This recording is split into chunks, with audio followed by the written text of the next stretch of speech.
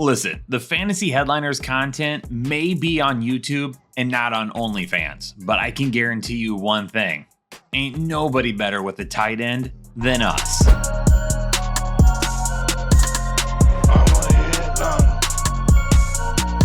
Yo, what is going on, Headliner Nation? Week 1 of the NFL season is here. Now, we've already done our start and sit analysis for the wide receivers and the running backs, but now it's time to talk about the tight ends. And if you happen to miss those two videos, then let me give you just a quick breakdown on how the start and sit videos will work this season.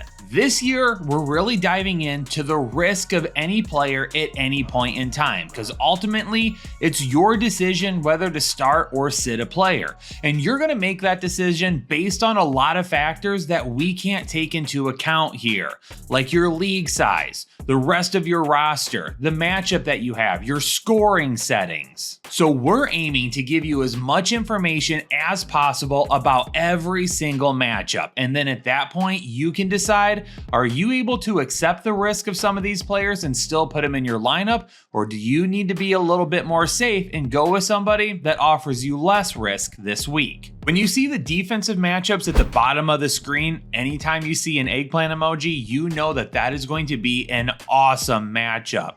And then we're also going to designate each player with a low risk, medium risk, or high risk setting. And if your starting tight end is designated as a high risk player, it doesn't mean that you necessarily need to sit them.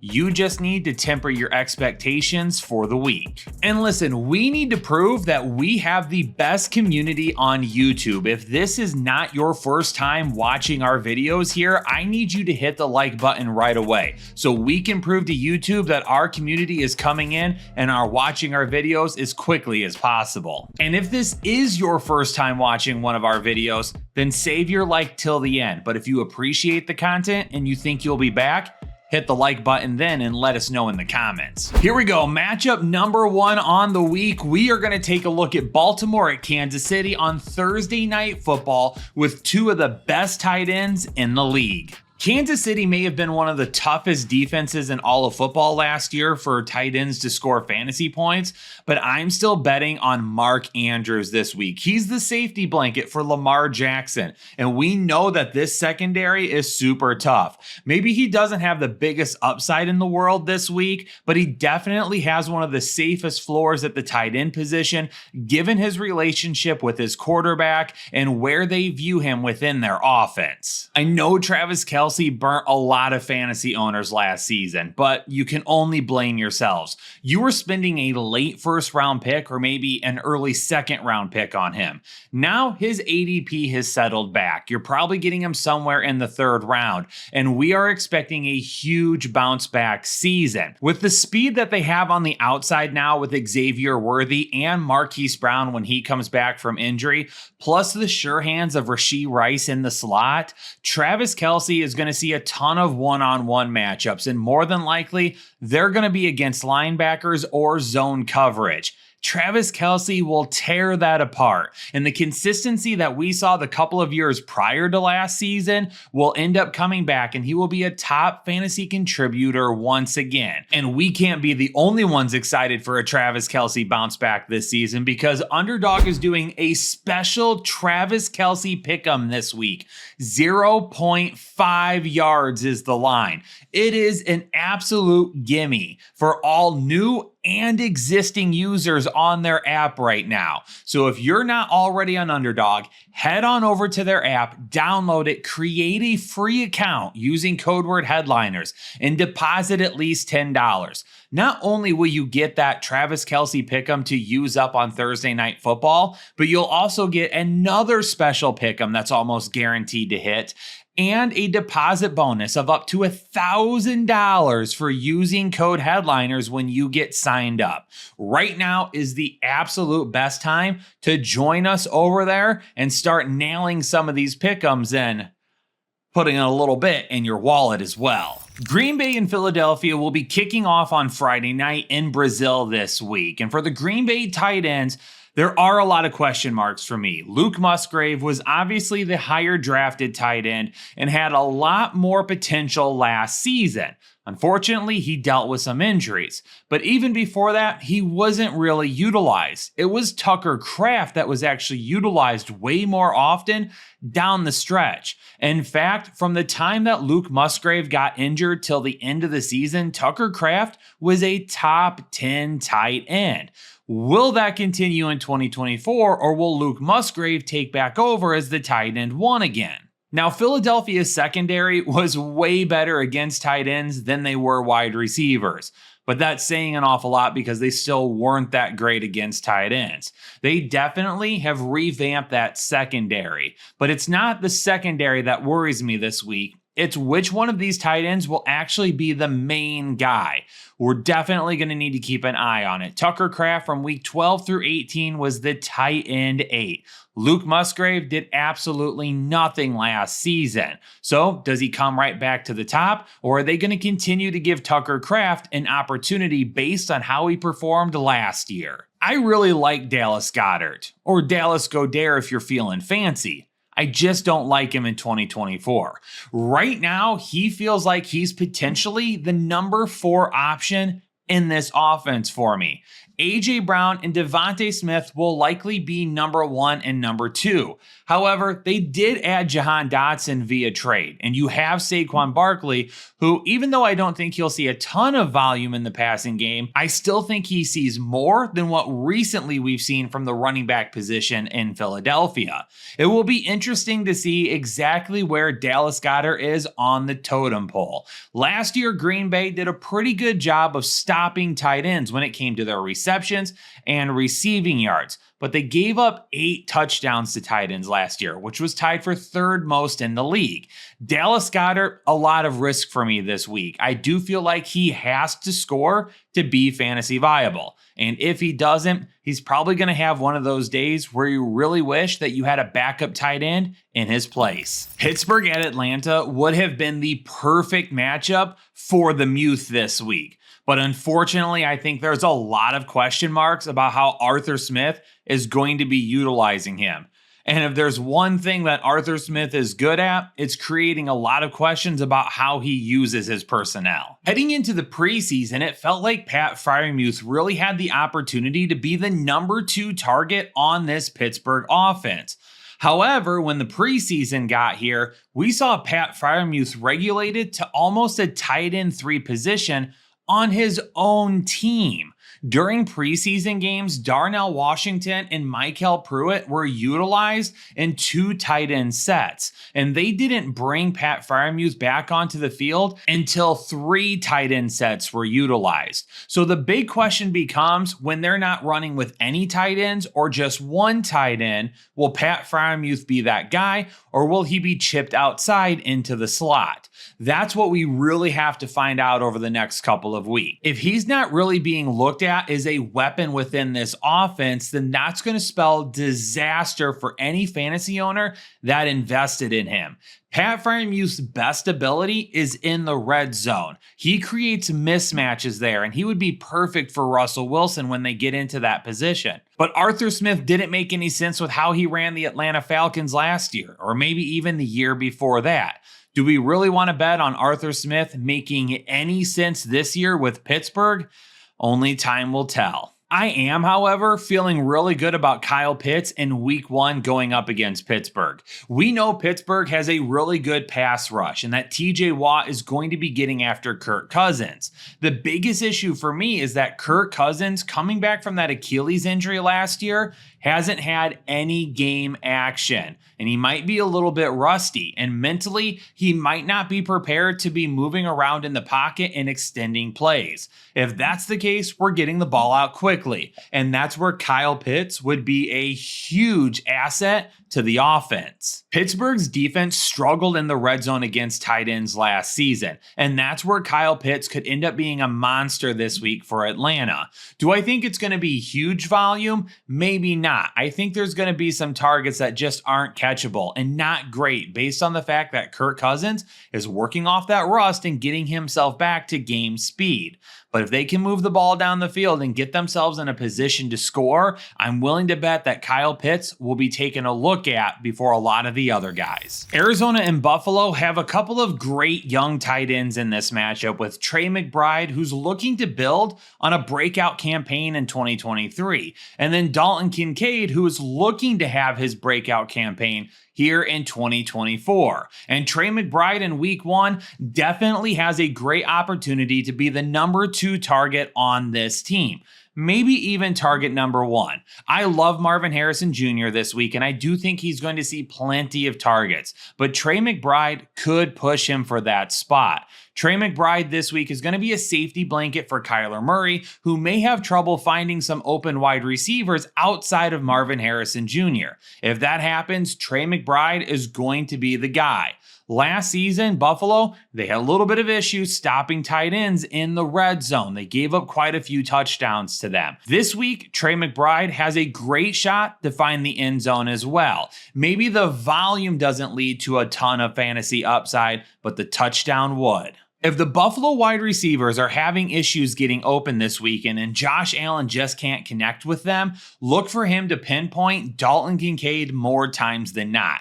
Kincaid could end up being the leading wide receiver this week. And I put wide receiver in quotes because it's possible that we see him out in the slot quite a bit, and not just necessarily lining up on the inline where Dawson Knox may be, but it's the work inside the red zone that could really help taking Dalton Kincaid from being a safe start to a high upside play as well. But it's also what could lead Dawson Knox to being a touchdown dependent play this week too, because last season Arizona allowed the second most touchdowns to opposing tight ends.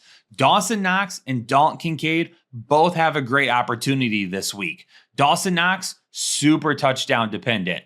Dalton Kincaid, definitely the much safer option. Unfortunately, the Tennessee and the Chicago matchup may not bring us a ton of value at the tight end position. Chigioco, popular breakout candidate last season, didn't end up doing anything. And this season, he is extremely touchdown dependent. Now, if for some reason, after this video comes out, it's announced that DeAndre Hopkins would not be playing this week, Chigioco may get a little bit of a boost. But he wasn't really utilized appropriately in this offense last season. And I don't know if Will Levis is even going to be looking his way, even in the red zone. If you're looking for a dart throw at the tight end position, for me, Chigioco, a little bit too much of a high risk here. I would definitely be looking for a dart throw that could give me some more volume. The Chicago Bears tight ends may have a little bit of an issue with the Tennessee defense this week. Last season, Tennessee's defense was really good against opposing tight ends, allowing the 3rd fewest fantasy points and the 2nd fewest touchdowns to the tight ends, while allowing the 6th fewest yards. But now the bigger concern than that is the fact that we don't even know who the primary tight end in Chicago is going to be. It's going to be really, really tough to run 2 tight end sets and leave Romo Dunze on the sideline. I'm expecting a lot of 3 wide receiver sets, which means we're probably only going to see 1 tight end on the field at a time.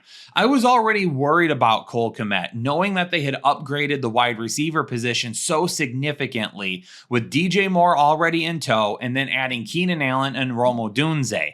But now it looks like Gerald Everett could end up being the primary pass catcher at the tight end position, leaving Cole Kmet to block more times than not. I'm going to go ahead and just skip on the Chicago tight ends completely unless there's an injury or for some reason we find significant value in just one of these guys. For New England and Cincinnati, my hope is that Hunter Henry is the main target this week. We definitely saw last season where in the red zone, they tried to get him involved, but they just weren't including him on a consistent enough basis.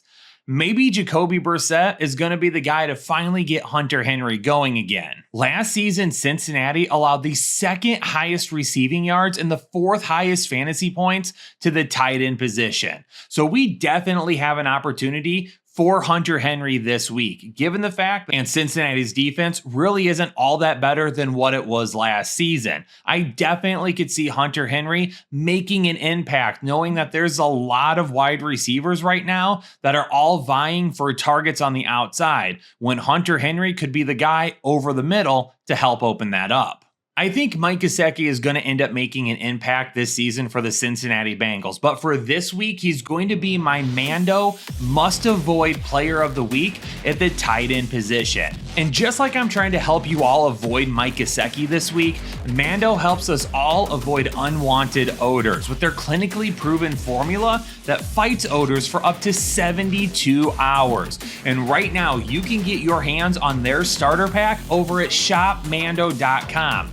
All you need to do is use code word headliners when buying their starter pack, and you get 40% off the price. Last season, New England allowed the fewest fantasy points, fewest touchdowns, and the second fewest receiving yards to the tight end position. They were very, very strong. This is Mike Gesicki's first season with Cincinnati, and if we knew for sure that maybe Ja'Marr Chase wasn't going to play this week because he wants that contract, then I would say Mike Gesicki, we probably need to lock him in for some targets. But with T. Higgins and Ja'Marr Chase both out there, and of course running the football with Chase Brown and Zach Moss, potentially some dump offs to Chase Brown as well, I cannot get on board with Mike Gesicki knowing that this is such a tough matchup for him. This could have been a really good matchup for Houston's Dalton Schultz going up against Indianapolis, who allowed the 10th most receiving yards to tight ends last season.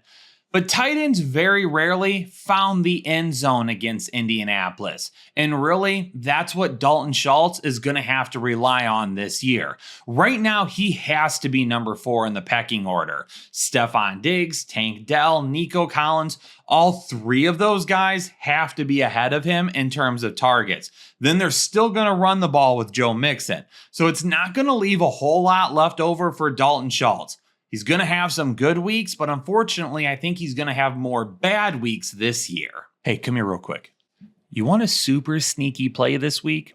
Let's go ahead and take Kylen Granson to score a touchdown. Maybe you want to use him in DFS. Maybe you just want to make a pick him over on Underdog with us. Now, I may not be putting Kylen Granson in my fantasy lineup, but I do think he could find the end zone this week. Houston allowed the 5th most receiving yards to tight ends last season, and it wouldn't shock me if Anthony Richardson, who's coming back from his injury last year, still shaking off some of that rust and may have some issues with either confidence or accuracy this week, wouldn't look to his tight end a little bit more often. Now, when we take a look at what the outcome of ranges could be for Kylen Granson, it could be that he gets absolutely no work whatsoever. But he is the primary tight end now. Over the past few years, the Colts have really rotated their tight ends. But with Jelani Woods missing the rest of the season, Kylen Granson looks like he is in prime position to be the main tight end this year. And if that happens, he's going to be on the field way more often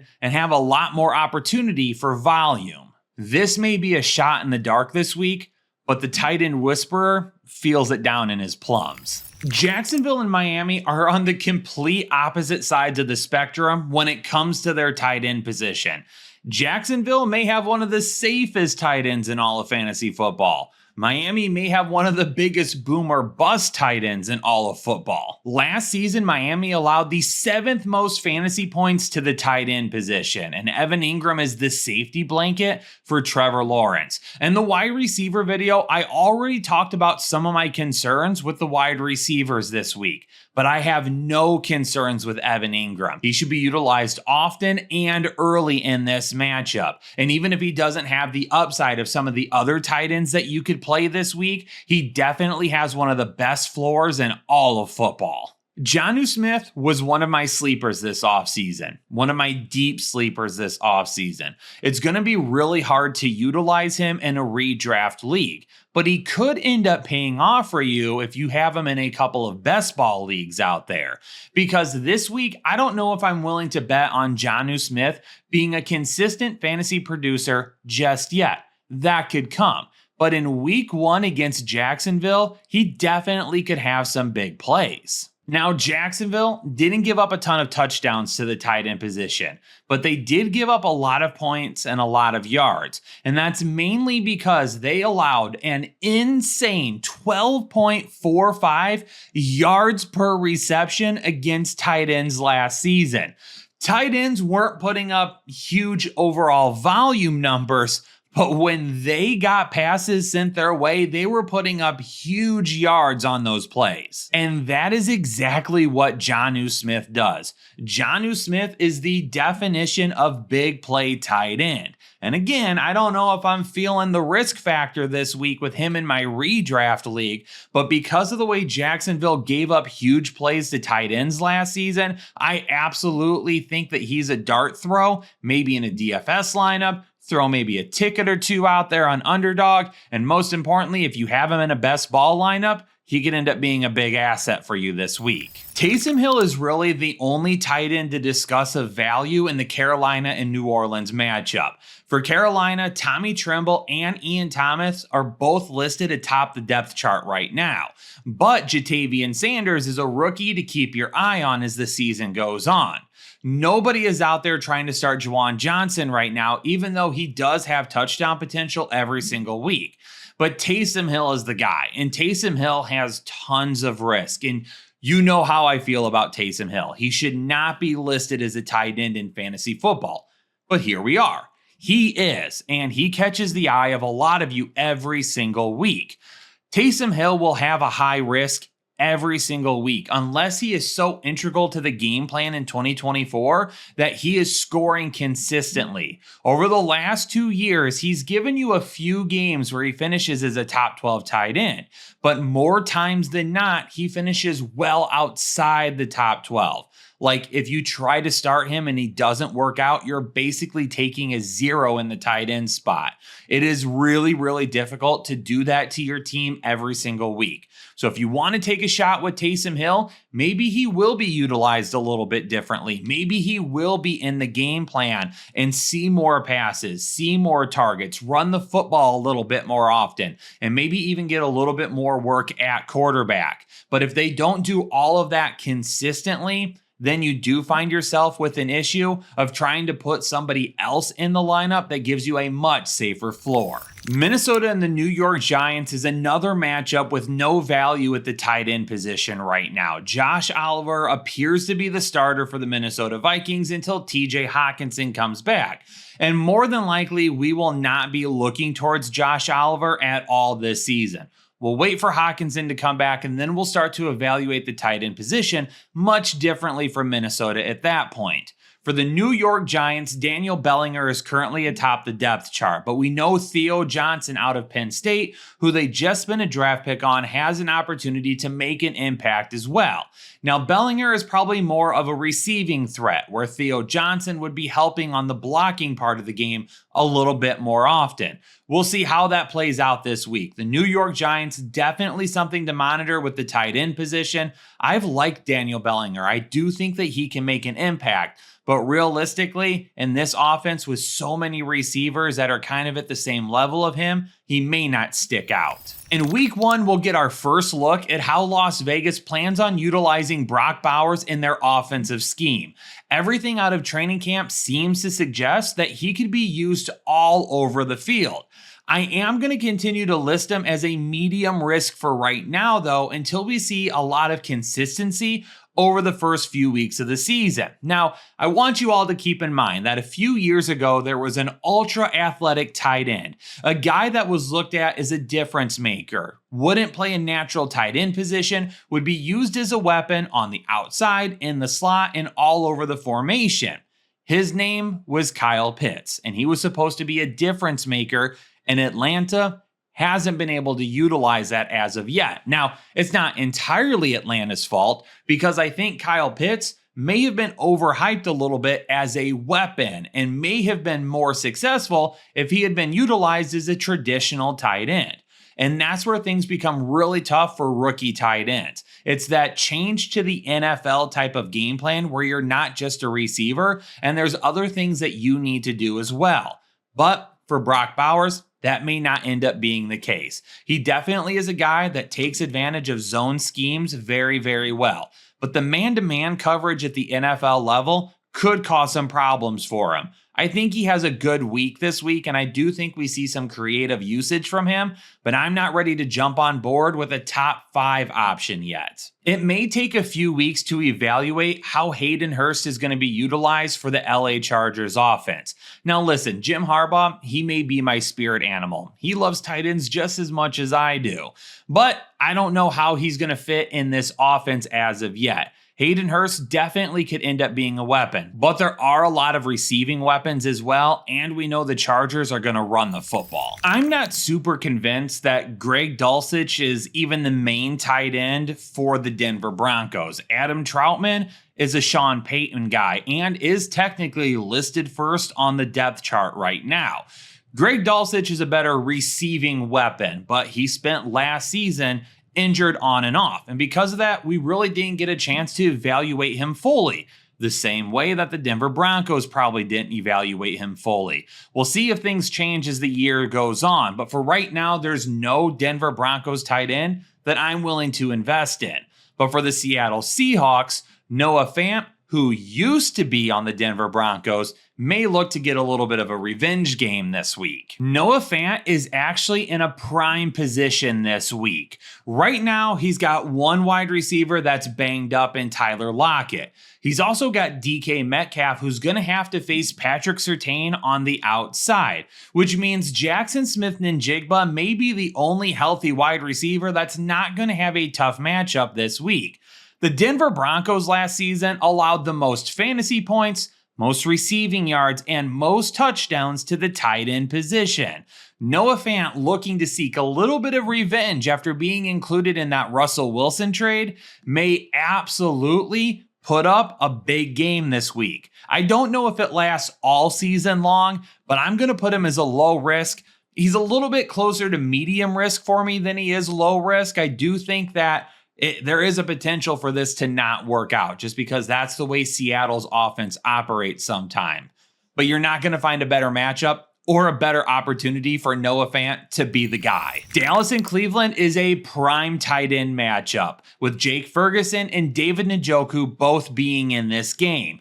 Jake Ferguson, I love this season. He has been one of our primary breakout candidates all offseason long. But week 1 may be super difficult for him to get off on the right foot. Last season, Cleveland allowed the fewest receiving yards and the second fewest fantasy points to the tight end position.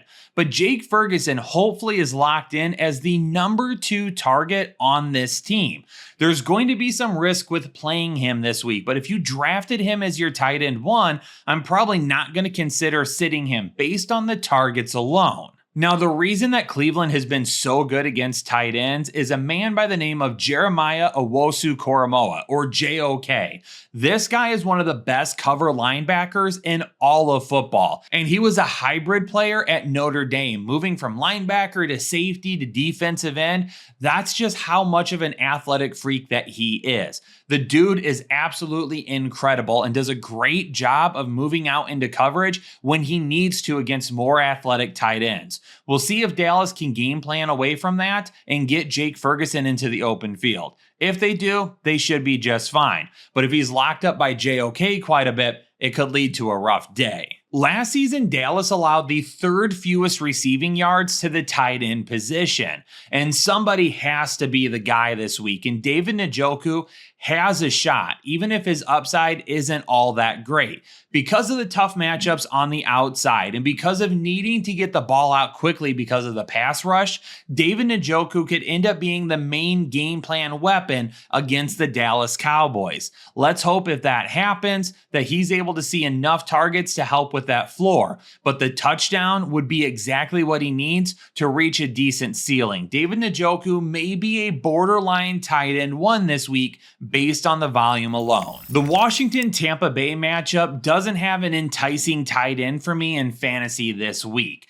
Zach Ertz could have been a sleeper. However, Ben Sinnott is hot on his heels to take over some of that tight end one action. There's really no telling how the playing time is going to be divided between those two guys yet. So we'll need to keep an eye on that, but I'm not really going to consider either of them for my fantasy lineup in week 1.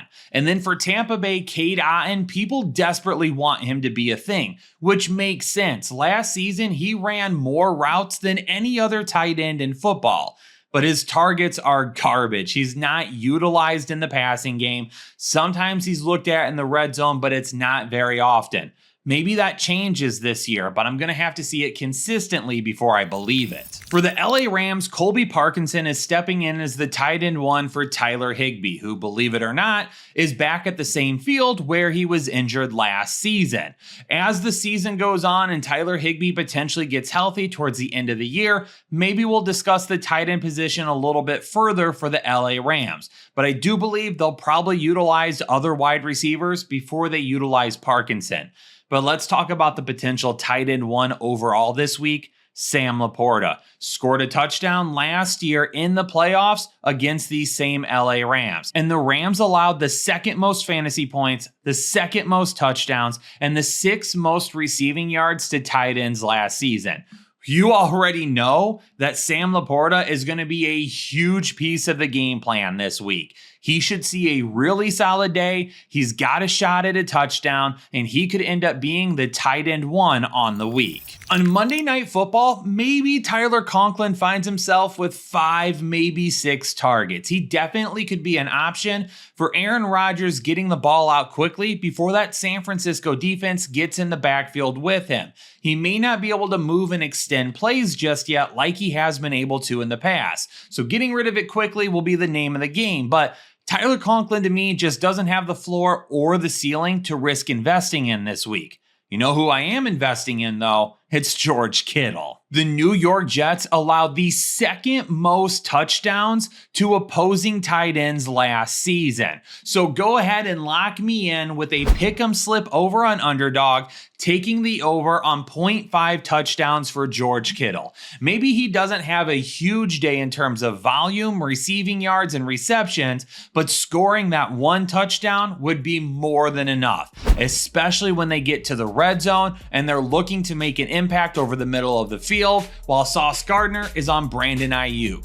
George Kittle has a really good opportunity this week. Yo, Headliner Nation, that is going to wrap up my start and sit analysis for the tight end position. Hopefully this video has helped you start to decide who you're going to be putting in your lineup this week. But don't forget, later in the week is when we will do our rankings to lock everything in, go over the injury status and updates of all the players, and then help you get your final lineup in and ready to roll. Hit the like button if you haven't done so yet. Make sure you subscribe if you're new here and turn on the bell notification so anytime we go live or drop new content, you'll be one of the first ones in to check out the content.